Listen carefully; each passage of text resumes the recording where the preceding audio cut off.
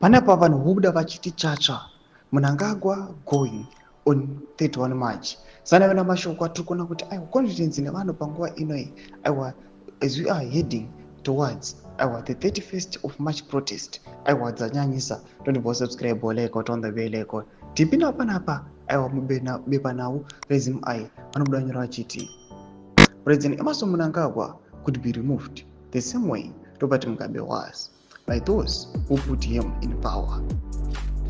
His second and final term is hanging by a thread as former freedom fighters backing his deputy Kusanto Chiwenga have called for an uprising on March 31, demanding his resignation over corruption, nepotism, and other charges.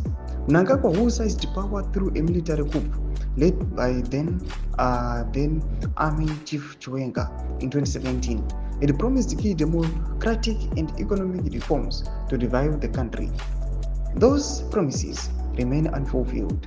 Leading the anti-Mnangagwa campaign is expelled ZANU-PF Central Committee member and ex-combatant Lesetune Sugeza.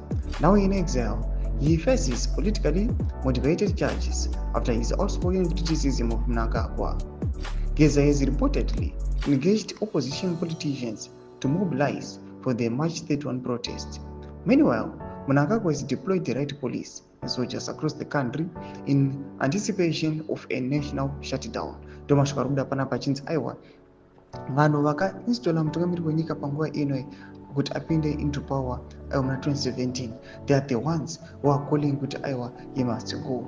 Panapa the situation yavanhu vari kuona kuti aiwa it is now very tense vachiona kuti aiwa zvinogona kusapira mushe. Panapa vaibva vanyatso kuona kuti iyi nyaya iyi ndeyechokwadi just because the government has deployed the right police aiwa mumacbd vanobuda vachitaura masviko achiti they are mobilizing aiwa his resignation oda kuti aiwa zvinhu zvakawirirana kuti zviitiwe aiwa the operation restore legacy yainzi ichastopa corruption aiwa ichafulfilla the will of the people ichaita zvakawanda yakangouya ikapinda ikaita nothing.